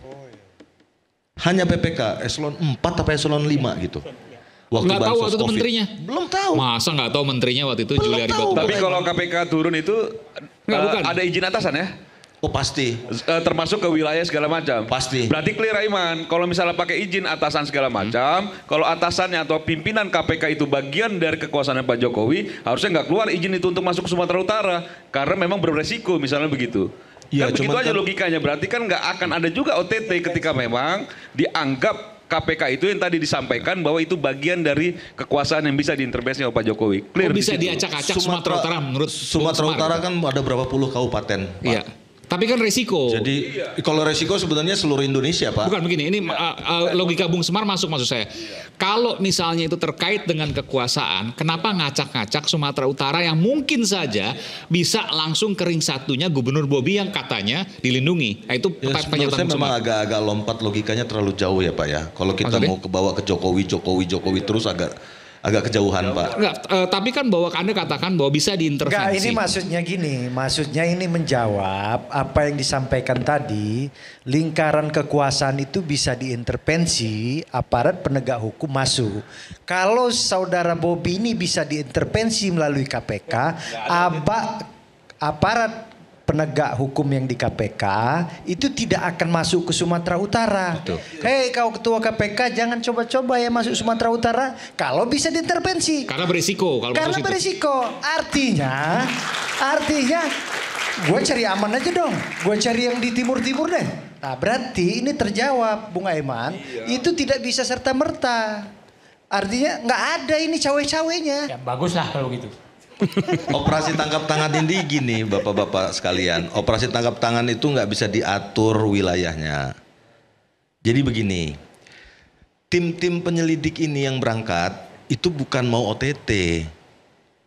Jadi tim penyelidik itu ada namanya kan operasi sprint tertutup, sprint terbuka. Surat perintah sprint itu ya? Ya. Oke. Jadi ada sprint terbuka, ada sprint tertutup. Kalau sprint terbuka yang reguler, sprint tertutup sama. Tim-tim penyelidik juga ke lapangan, ke daerah. Nah, ada dari Aceh sampai ke Papua, sprint tertutup ini. Nggak cuma hanya Sumatera Utara, jangan kita kegeeran juga bahwa KPK cuma mikirin Sumatera Utara aja, enggak. Dari ujung Aceh sampai ke Papua. Berjalanlah masing-masing satgas ini, ada 20 satgas dilidik, ada 20 satgas disidik, ada 20 satgas di TUT, dan ada puluhan satgas lainnya di Dumas, di surveillance dan lain-lain. Nah, mereka semua berjalan nih Pak. Yang kena petik duluan siapa itu nggak ada yang tahu. Sebentar, saya harus mendiskon apa yang kemudian Anda sampaikan. Nggak mungkin kan misalnya wilayah tertentu yang dianggap katakanlah keramat, sakral, berbahaya bagi KPK ketika kemudian dilakukan OTT. Atau misalnya institusi tertentu. Apa mungkin semuanya dianggap sama oleh KPK? Saya kok nggak yakin. Bagaimana Anda menjelaskan itu? KPK kan akan mengeluarkan sprint lidik ya Pak.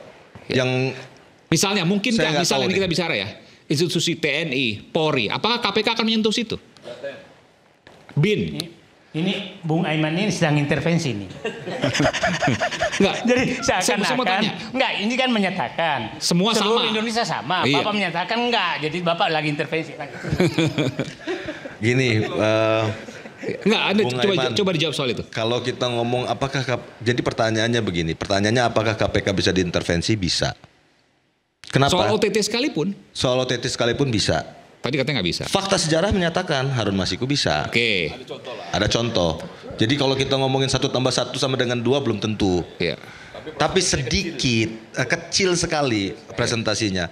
Karena operasi tangkap tangan aja yang saya ingat yang coba diintersep itu misalnya Harun Masiku atau ada Bupati Buol dulu ya, sampai kita dilemparin, timpuk segala macam lah, coba ditabrak dan lain-lain. Jadi ada challenge tentu saja.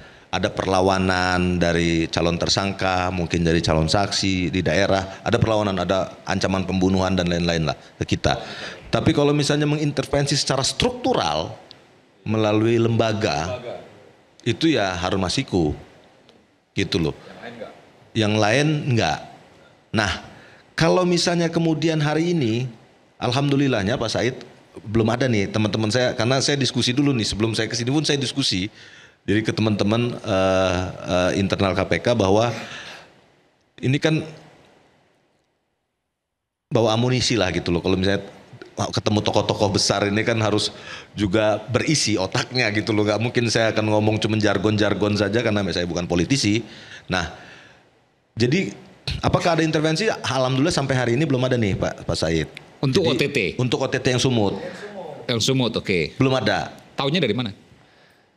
Anda diskusi? Ya langsung lah sampai. Jangan juga ditanya, Iman. Ini penyidik 20 tahun gitu loh. Supaya jelas. Berarti clear belum ada intervensi itu. Kita pikirkan dulu, OTT-nya tidak ada intervensi. Bahwa pengembangannya belum tentu. Oke. Ini kan apa, KPK kan belum mengarah ke sana. Jadi tadi udah disampaikan sama Bang ini bahwa dari KPK itu sangat sulit kalau sudah OTT intervensi. Dan juga sangat sulit juga apa yang dilakukan oleh kawan-kawan tim yang sudah turun itu untuk menghalau itu selesainya ininya kemana arahnya. Nah, kan sudah terjawab tadi, bisa diintervensi seperti yang terjadi di Harun Masiku. Itulah yang terjadi sidang pada hari ini pada kasus Pak Hasto. Itu kan jelas, kawan-kawan kan udah lihat yang terjadi di kasus Harun Masiku itu nggak ada itu keterlibatan Jokowi, tapi selalu didukung-dukungkan Pak Jokowi. Gini Bung, jadi gini, kalau saya sependapat, walaupun ada beberapa pengecualian bahwa ETT itu nyaris tidak bisa intervensi, tapi ada tapinya kan, begitu pengembangan kita bicara masalah yang lain. Misalnya ketika KPK mengatakan bahwa kami akan menelusuri jejak komunikasi digital, ya kan, lewat handphonenya.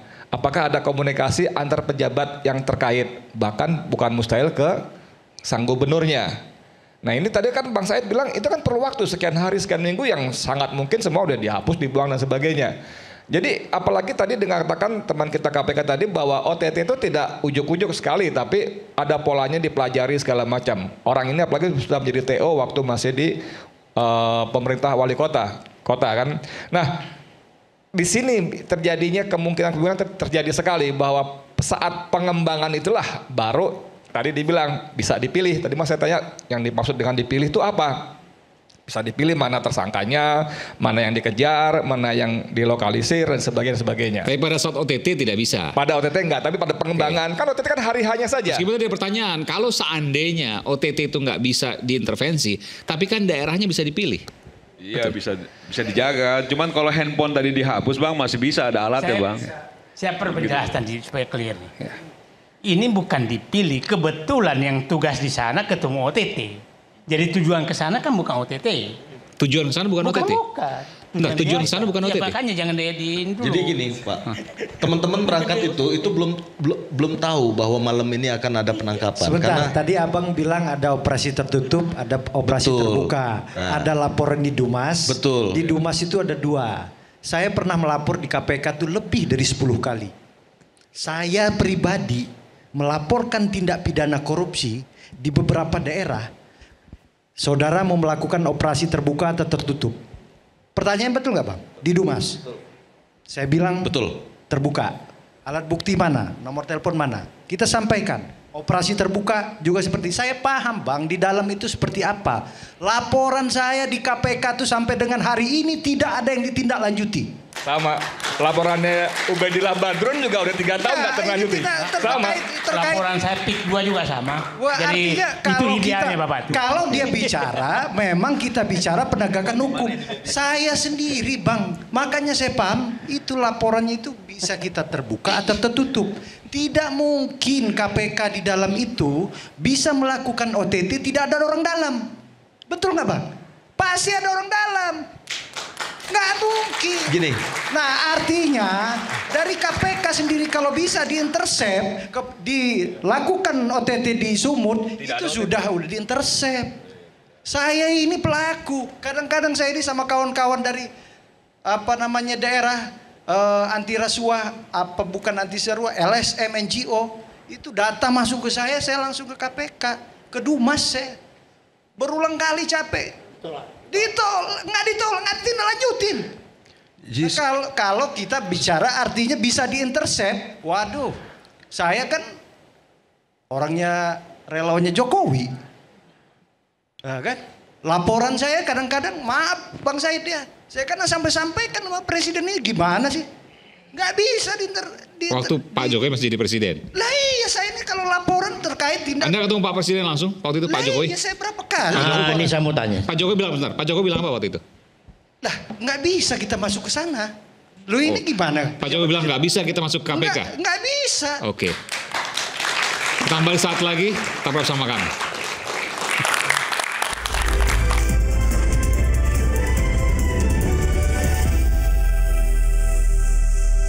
Oke. Saya lanjut langsung Bung Norman dari relawan Pak Jokowi, silakan. Iya, saya mau tanya sama abang kita ya. Kita sepakat memberantas korupsi. Pertanyaan saya, itu KPK itu di setiap daerah sudah ada cabangnya apa bagaimana? Nggak ada. Nggak ada kan? Ya. Berarti nggak efektif dong. Jangan nanya ke sini Efektif dong. jaksa atau KPK? Kalau jaksa kan di setiap kabupaten sudah ada. Ya, jadi kalau pemberantasan KPK itu sebenarnya spesialis yang unik-unik aja. Bahkan juga hasilnya juga tidak memuaskan dibandingkan dengan jaksa sekarang ini. Boleh saya jawab nggak Pak? Nanti dulu, belum selesai. Siap. Ya. Jadi pertanyaan saya, ini bagaimana sistem kerjanya KPK di daerah? Saya pikir kalau udah punya cabangnya mungkin sama dengan jaksa. Nah, saya beranggapan KPK itu spesialis khusus saja lah. Nggak usah ke daerah-daerah. Biarkan jaksa yang berperan. Maka jaksa itu kan sekarang itu dipersenjatai kan, tentara dan tapi jangan kesini dong, ini kan bukan KPK. Ya, penyambung ke sana. Oke, ya. Itu aja dulu pertanyaannya. Ya, saya jawab sedikit Bapak. Jadi pasal 11 Undang-Undang 30 tahun 2002 mengatakan bahwa KPK itu hanya berwenang untuk melaksanakan satu kerugian keuangan negara. Lagi-lagi nih ya, urusan kerugian keuangan negara yang harusnya bukan korupsi nih, karena seluruh dunia nggak ada ngomongin kerugian keuangan negara. Yang minimal 1 miliar. Minimal 1 miliar.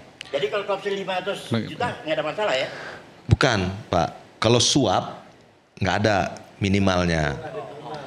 Jadi kalau suap nggak ada minimalnya, tapi kalau terkait dengan kerugian keuangan negara harus minimal 1 miliar. Kedua, terkait dengan penegak hukum. Jadi memang KPK itu didesain untuk penegak hukum, untuk hakim, polisi, jaksa dan lain-lain. Karena preambelnya Undang-Undang 30 tahun 2002, 3199, 20 2001 kan lahirnya pada saat reformasi Pak Said. Karena tidak efektifnya lembaga penegak hukum lain, maka dibentuklah lembaga independen yang bernama Komisi Pemberantasan Korupsi. Itu lahirnya dari zaman reformasi. Karena kita kan tahu lah mengalami bagaimana kemudian Orde Baru, reformasi dan lain-lain. Nah, yang ketiga itu menimbulkan keresahan masyarakat, gitu loh. Jadi harus menimbulkan keresahan masyarakat yang membuat masyarakat itu apa-apa nih gitu. Jadi ada batasan-batasan di KPK yang memang dia nggak bisa, misalnya korupsi kecil-kecilan gitu ya, kayak Desa, Kades, kepala desa. Kades, tapi yang kecil-kecilan nih Pak, yang 100 juta gitu ya, yang 10 juta gitu tuh nggak bisa Pak, nggak bisa. Kecuali dia suap ya Pak ya. Suap boleh. Suap itu unlimited, jadi sekecil 1.000 rupiah pun kalau misalnya itu, karena suap itu sebenarnya jantung korupsi itu di suap Pak.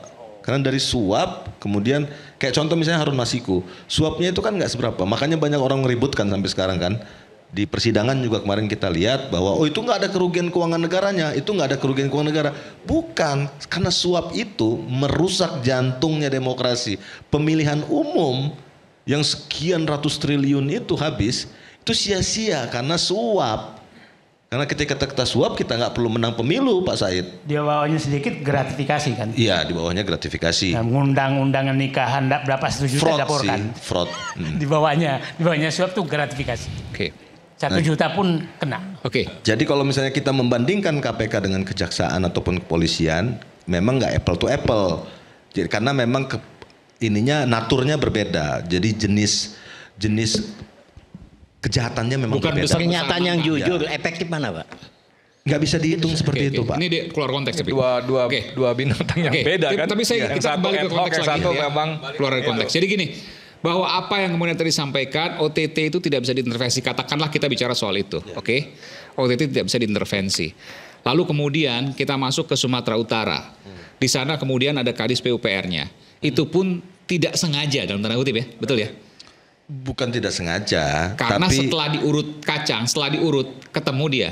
kepala ularnya ditangkap, buntut ularnya rupanya entah Pak Pertanyaan saya Kadis, begini. entah itu Pak Gubernur, entah itu Pak Wali Kota, kita nggak pernah tahu. Ketika ini punya kaitan ke hal yang sensitif, Sumatera Utara, kaitan ke Pak Jokowi karena mantunya jadi gubernur di sana. Apakah ketika KPK itu kemudian melakukan operasi tangkap tangan, berpikir ke arah sana? Saya pikir enggak. Kalau teman-teman di level penyelidik, saya jamin. Kan logikanya kan dibangun begini. Ketua KPK yang sekarang itu waktu dia terpilih polisi aktif. Sekarang sudah pensiun 29 Juni lalu. Lalu karena dengan latar belakang dan lain sebagainya dianggap bahwa ini bagian dari titipan Pak Jokowi. Oke, untuk mengintervensi kasus-kasus yang ada di KPK. Nah, ketika tadi Aiman coba memperdalam tadi, maksudnya kalau memang itu kita sambungkan bahwa ketua KPK atau pimpinan KPK itu semua orang Pak Jokowi, kenapa bisa masuk sumut? Nah, kalau bisa masuk sumut, kan begitu ya? Kalau bisa masuk sumut, berarti secara logika orang yang berasumsi bahwa pimpinan KPK di bawah Pak Setio ini itu bagian dari titipan Pak Jokowi, kosong. Kosong itu gitu loh. Jangan juga akhirnya membangun narasinya seolah-olah bahwa ini semua diatur oleh Pak Jokowi kan gitu loh. Simpel itu, Bos. Kan begitu. Saya justru sebalik. Bener nggak? Enggak, saya mau tanya ini. Betul nggak? Nggak mau politik. Iya, ini bukan politik. Saya yang jawab ya, Iya. Pak ya. Iya. Orang semua itu berpikir bisa mengintervensi KPK. Nggak cuma sekarang, kemarin-kemarin juga. Nggak cuma di rezim ini, rezim yang lalu-lalu juga. Tapi yang mau saya tegaskan satu aja, Pak. Kalau memang seindah itu mengintervensi KPK, Seindah itu. maka kasus bansos itu nggak akan lahir. Karena rezimnya pada waktu itu. Karena bansos lahir di rezim yang saat itu sangat kuat-kuatnya. Maka Firly nggak akan pernah jatuh. Karena sebegitu kuatnya Firly. Maka hari ini misalnya nggak mungkin bisa KPK operasi tangkap tangan di Sumut. Jadi faktor X errornya itu pasti selalu ada, Pak. Oke. Saya nggak ngomong bahwa KPK nggak bisa diintervensi atau KPK itu bersih sejuta persen. Silakan Bung Said. Justru gini, saya pikir tidak ada satu konstruksi apapun pemikiran kami menyatakan ini tangkap tangan ini adalah perintah intervensi Jokowi. Tidak ada konstruksi itu. Justru saya berbalik, ini KPK kok udah berani lawan Jokowi.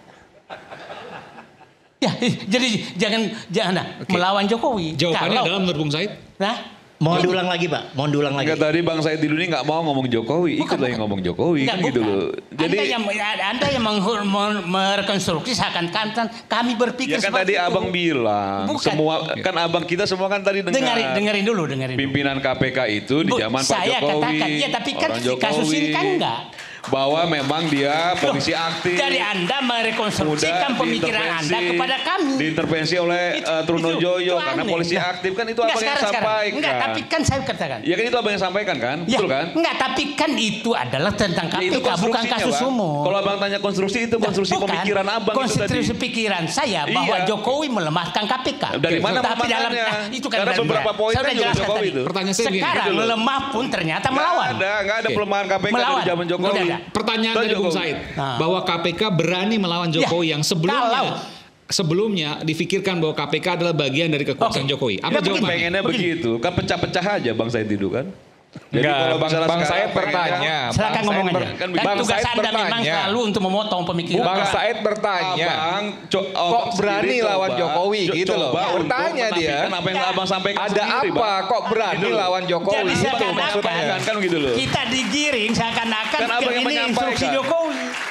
Ya kan sejak awal Abang yang menyampaikan ini otaknya KPK. cuma Jokowi doang orang ini. Kenapa yang bicara Jokowi? Orang lain satu pun. Abang yang bicara Jokowi kok. Jawabannya apa Bung saya tadi? Gitu. Kenapa Gimana dipotong terus? Oke. Ya enggak, saya kalau Anda nggak bisa moderator ya stop aja. Iya. Silakan. Bukan diakui juga dong bahwa konstruksi pemikiran KPK tadi dibangun, dibilang polisi aktif, bahwa itu zaman Pak Jokowi, pimpinannya semua Jokowi. Kan gitu loh. Berarti kan memang cara konstruksi pemikiran itu Abang bangun gitu loh. Jangan juga akhirnya dipungkiri kalau Abang itu sampaikan sejak awal. Saya mendengar. Ayo Bang, lanjut. Karena ini hal yang baru. Nah, tadi menyatakan OTT itu tidak rancang khusus OTT. Bahwa ada petugas KPK di seluruh Indonesia. Oke, clear ya? Betul Pak, seluruh Indonesia. Seluruh petugas Indonesia. KPK ada di seluruh Indonesia. Kebetulan yang Sumatera Utara ketemu OTT. Oke, jadi tidak ada target bahwa itu untuk gubernur dan untuk kepala dinas.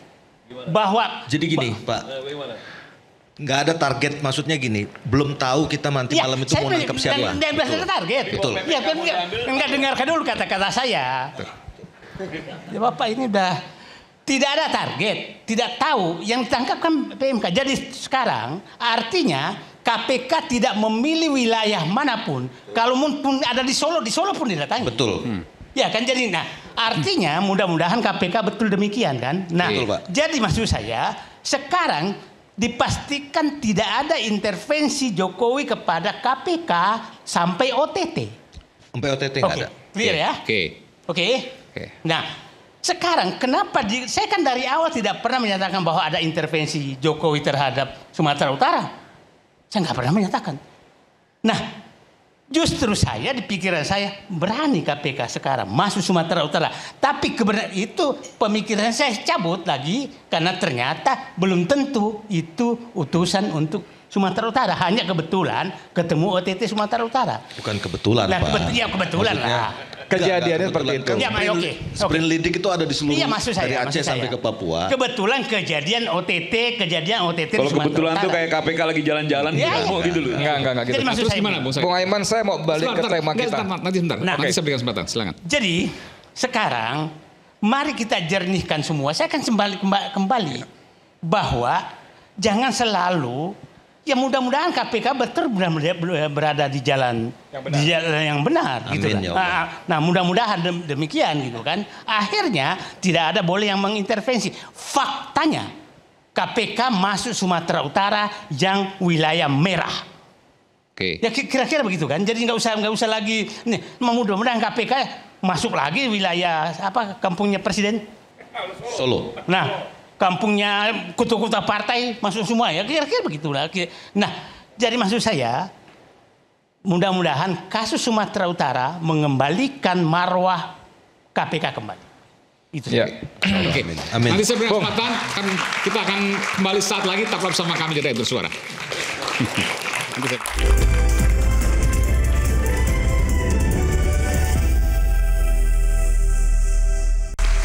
Oke. Closing statement saya berikan kesempatan pertama kali kepada Bung Edi Mulyadi karena udah pegang mic. Ya, terima kasih. Saya mau balik ke tema kita. Orang dekat ditangkap, Gubernur Bobi terancam, tanda tanya. Jadi kalau mendengar penjelasan teman kita dari ex-KPK tadi, bahwa saya ingin ulang-ulang sebagai pijakan, bahwa OTT itu tanda kutip tidak bisa diintervensi. Tapi saat pengembangan, ini baru bisa segala macam. Misalnya begini, saya ketika misalnya ketua umum presiden waktu itu ya PKS Lutfi Hasan Ishak, ya kan, uangnya konon kata Fatonah akan diberikan, baru akan kan, tapi kemudian ditangkap segala macam dan sebagainya. Terus kita yang sama-sama di media waktu itu menulis ada dilarikan ke perempuan ini, ke itu, beli kasih jam, jadi terus menyebar kemana-mana. Nah, pada kasus ini pertanyaannya, orang dekat ditangkap, apakah Bobi menjadi terancam? Ini bisa tidak terancam, karena kan tadi bisa dipilih mana yang akan ditersangkakan, mana yang dia akan diusut, mana yang enggak. Nah, di sini tadi barulah masuk pada masalah kawasan merah, kawasan berbahaya. Saya nggak tahu istilah saya pas apa enggak, seperti yang beliau bilang bahwa itu tanda kutip accident. Karena sebetulnya tanda kutip lagi yang diarah adalah KPP-nya. Pejabat membuat komitmen PPK-nya. PPK-nya gitu kan ya. Begitu kepalanya dipegang, ternyata munculnya ke sini. Nah, kalau kita melihat kedekatan Topan ini jauh sebelum itu, bahkan ketika gitu dia masih camat. Untuk ukuran karir itu luar biasa. Dari seorang camat menjadi kepala dinas provinsi itu luar biasa. Dan itu pasti dibangun dengan yang disebut kedekatan tadi. Bang Said tadi mengatakan bahwa PUPR itu dia gampangkan kasirnya, penguasa. Ditambah Hasrat tadi mengatakan bahwa 71% korupsi menyangkut infrastruktur. Walaupun dia tegaskan bahwa tidak selalu PUPR. Tapi PUPR adalah pembangun infrastruktur. Nah, kalau pada kasus 2,8 miliar ini bisa jadi Bobi nggak angkat, receh banget gitu loh. Tapi kan dia jalannya panjang. Apalagi OTT itu tadi ulang-ulang bahwa itu bukan pertama kali, tapi udah kesekian ada polanya. Nah, bisa jadi kalau ini mau KPK mau fair, transparan, begitu dikembangkan, mungkin saja pada kasus jalan ini nggak nyangkut. Tapi kan dengan pengembangan tadi seperti tadi, ternyata masuk ke sini, masuk ke ini, kan banyak sekali pengembangan akhirnya justru mengungkap kotak Pandora tadi, barang-barang baru. Nah, tapi sampai di sini maka pertanyaan apakah Bobi terancam? Saya tidak yakin terancam. Terima kasih. Sekalian closing statement ya, 2 menit. Di closing statement saya akan meluruskan ya bahwa nggak bijak juga kalau malam hari ini kita menggiring opini ke saudara Bobi seakan-akan ada keterlibatan terhadap pembantunya ya. Kepala dinas itu kan pembantunya gubernur. Apa yang disampaikan dengan kawan kita dari KPK tadi sudah jelas. Bahwa operasi tangkap tangan itu tidak mungkin bisa diintercept. Dan kalau saudara Bobi sebagai menantu Jokowi, sebagai kader Gerindra, dan sebagai gubernur terpilih adik iparnya saudara Wapres, kalau bisa diintercept sudah diintercept dari awal. Kalau kekuasaan hari ini KPK bisa dicegat melalui kekuasaan. Dari awal maksudnya tidak ngutak-ngatik Sumatera Utara? Nggak akan diutak-atik. Udah deh, lu utak-atik aja sana, Maluku, Ambon. Artinya di sini KPK pada hari ini berjalan dengan relnya, nggak ada intervensi. Dan jelas tadi kalau ada dia di OTT itu bisa sampai uang tersebut ke saudara Bobi, sudah berangkat barang itu, barang itu malam itulah. Makanya berani saudara Bobi menyampaikan saya siap dipanggil. Termasuk pembantu-pembantunya kepala dinas yang ada di Sumatera Utara. Dan disampaikan Bang Kanjeng Norman tadi. Bagusnya saudara Bobi juga datang. Dan sebelumnya juga saudara Bobi udah pernah datang ke KPK kok. Kalau nggak salah waktu itu setelah pelantikan ya. Bobi datang ke KPK. Nah artinya perlu kawan-kawan juga masyarakat umum tahu. KPK itu nggak bisa diintervensi. Sulit. Bisa diintervensi itu waktu itu pernah kejadian katanya waktu kejadian saudara Harun Masiku. Clear ya? Nah tapi kalau saudara Bobi ini, kalau dia Kadis PU-nya ini ditangkap, ada dari PPK-nya ini lari ke Kadis PU langsung ke saudara gubernur, selesai itu. Nah artinya udah, ini KPK sebagai aparat penegak hukum kita, ini berlaku asas praduga tak bersalah. Oke, gitu ya. Oke, baik. Silakan. Ya. Saya berpendapat ya, kasus ini sebaiknya tuh Bobi itu datang ke KPK atau KPK yang mengundang. Karena ini opini ini lama-lama ini makin berkembang. Kita melihat dalam berapa hari ini, berapa bulan ini, rame nggak seperti kayak ijazah palsu, itu aja. Ijazah palsu, ijazah apa maksudnya? Ya pokoknya itu. Ya kan, sekarang ijazah palsu itu ada di mana? Ijazah yang dituding palsu, jangan salah. Nanti. Kesatu. Kedua, kita juga nggak munafik ya tentang Jokowi. Saya juga nggak suka kalau kita ngebela Jokowi, ngebela bahasa juga nggak suka saya. Dikit-dikit Jokowi, biasa aja lah. Kita ini kan berteman. Saya juga ingin berteman dengan abang kita, saya Didu, sama abang kita yang lain. Walaupun kita berbeda pandangan. Kita adalah satu kesatuan. Nah pendapat saya, saran saya, kalau saya ketemu Pak Jokowi lagi, Pak udah suruh Bobi itu datang aja ke KPK. Biar clear di masyarakat. Jangan sampai mentang-mentang anaknya Pak Jokowi, mentang-mentang orangnya Prabowo. Nah ini, kita sepakat memberantas korupsi. Itu aja. Terima kasih. Selamat. Ya, makasih bapak-bapak semua. Tapi ini juga harus saya ingatkan dan mungkin ke seluruh masyarakat Indonesia, jangan sampai bergeser konstruksi berpikir kita bahwa korupsi itu hanya yang besar-besar saja. Karena ini akan bahaya. Bukan itu tujuannya. Ini bahaya banget, Pak. Oke. Jadi kayak misalnya kita jor-joran nih melihat ada kerugian 20.000 triliun, 100.000 triliun. Jadi selalu dicekokin tiap hari kita akan berpikir bahwa korupsi itu harus ribuan triliun. Kalau yang 100 juta, 200 juta bukan korupsi. Ada istilah itu populism law enforcement. Nah, ini yang kemudian akan menyesatkan pemahaman kita masyarakat Indonesia bahwa korupsi itu harus merugikan keuangan negara. Padahal korupsi terbesar itu ya suap. Ketika seorang pemimpin kita suap, lalu kemudian dia tidak menjalankan amanahnya. Padahal untuk menciptakan seorang pemimpin kita menghabiskan ratusan triliun satu orang pemimpin. Jadi ini yang kita harus camkan seluruh bangsa dan negara. Jangan ngelihat 231 juta malam itu di Mandailing Natal dan di Medan atau 2,8 miliar di rumahnya Topan Ginting, tapi karena uang yang segitu maka bayangin kalau misalnya dia penguasa seluruh jalan-jalan di Sumatera Utara, maka seluruh jalan di Sumatera Utara akan hancur dan masyarakat tidak bisa menikmati haknya secara konstitusional untuk hidup dan bernafas di negara yang tidak korup. Itu loh Pak. Oke. Silakan. Ya,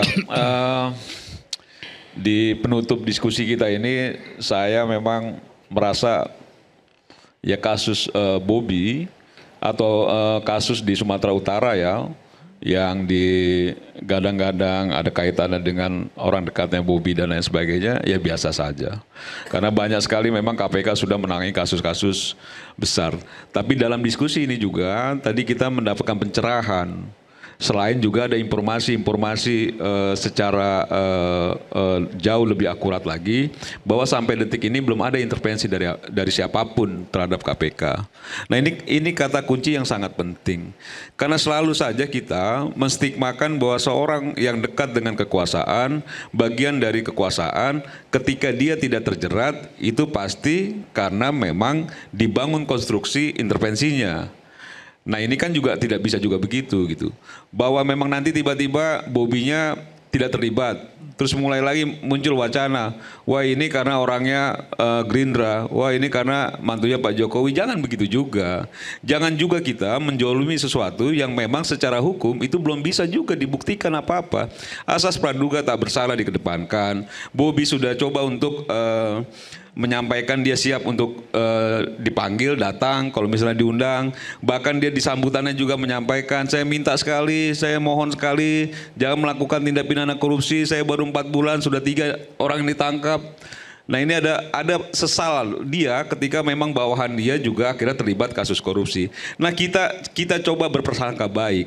Sebagai bagian dari republik ini kan baik juga kita berprasangka baik, tidak juga diseret-seret atau dibangun wacana-wacana yang seolah-olah bahwa ini selalu intervensi kekuasaan yang membuat rusak semua tatanan hukum termasuk di KPK. Nggak ada, jadi nggak ada yang mau itu dia polisi tadi aktif tidak aktif bisa diintervensi oleh turun hujan, nggak ada. Ini tadi penyidik KPK tadi, mantan penyidik KPK sudah menjelaskan secara clear. Jadi publik harus tahu bahwa memang pada saat ini KPK tidak terintervensi kasus Bobi Nasution. Dan kalaupun Bobi memang tidak terjerat, itu bukan karena dia dilindungi oleh kekuasaan, tapi memang dia tidak terlibat. Itu saja. Baik. Silakan Bung Said. Saya ingin pernyataan menutup saya mengatakan, saya teringat Nabi Musa saat membawa Bani Israel mau masuk kota Kanaan, tanah harapan. Dan Bani Israel ini saking bandelnya, kau aja yang masuk duluan. Saking bandelnya. Nah, maksud saya begini, Pak Presiden Prabowo ingat bahwa negara ini hanya bisa diselamatkan kalau korupsi diberantas. Itu harus perintah Nabi Musa kayak gitu. Nah, saya menyatakan kalau dikasih nilai 1 sampai 10, kalau pidatonya Prabowo sudah 10, pidatonya tentang pemberantasan korupsi, tapi pelaksanaannya masih jauh di bawah. Nah, jauh di bawah, saya ingin katakan bahwa tadi 8 kasus korupsi yang saya sampaikan, semua pada saat sampai di puncak menjadi letoy. Tidak bisa disentuh. Saya harus ulangi lagi nama-nama korupsi besar itu. Pertamina itu mendekati 1.000 triliun. Dan orang yang diduga terlibat sudah datang ke Kejaksaan Agung malam-malam. Dan yang terlibat sudah hilang yang digeledah. Bergerakkah Prabowo sebagai presiden? Nah, kedua, kasus CPO. Sogokannya saja yang ke penegak hukum 11,8 triliun. Apalagi pelakunya kita juga tahu siapa. Judi online, BTS, Antam, dan seterusnya. Nah, yang paling berbahaya sekarang adalah Presiden Prabowo masih memberikan panggung, malah menaikkan jabatan orang-orang yang diduga terlibat korupsi sangat besar. Nah, itu artinya masuk ke tanah Kanaan tadi, umat yang menolak masuk malah dikasih jabatan. Umat yang menolak masuk ke tanah harapan itu dikasih jabatan. Nah, umat yang menolak itu adalah orang-orang pelaku korupsi maksud saya. Nah, jadi Pak Prabowo, Pak, selamatkan bangsa ini dari korupsi dan hukum pelaku korupsinya. Jangan takut, coba bayangkan Pak, saya ini hampir tiap hari di PIK 2. Apa enggak sakit saya? Kepala desa saja enggak berani nyentuh karena tersentuh oligarki yang sangat berkuasa. Kepala desa. Nah, itulah pernyataan saya tadi, Pak, lepas dari proses hukum, saya minta Bobi Nasution tenang saja, karena saya yakin bahwa kalau gaya presiden masih seperti sekarang, saya tetap praduga tak bersalah loh ya. Kalau gaya presiden sampai sekarang, pasti aman. Kalau masih gaya presiden. Tapi kan bukan presiden. Ini kan kalau presiden nggak intervensi, artinya KPK-nya bisa langsung mengembangkan. Oke, maksud saya. Jaksa dan seterusnya. Ya oke. Itu kan kejadian Kejaksaan Agung. Kecuali kalau presiden intervensi, tapi kan presiden tidak pernah intervensi dan tidak ada. Kalau Jaksa Agung kan di bawah presiden. Kenapa tuh Pertamina kau nggak terus-terusin? Kan bisa Pak. Jadi maksud saya begini. Mudah-mudahan dugaan saya salah. Ini kan selalu dikatakan, Pak, ini strategi.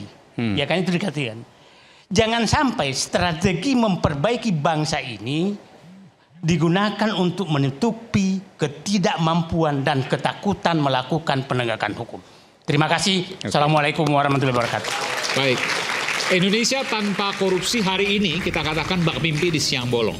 Silih berganti pejabat pusat dan daerah terjerat kasus korupsi. Bisakah kita merdeka dari tikus-tikus berdasi yang menggerogoti uang rakyat tanpa nurani?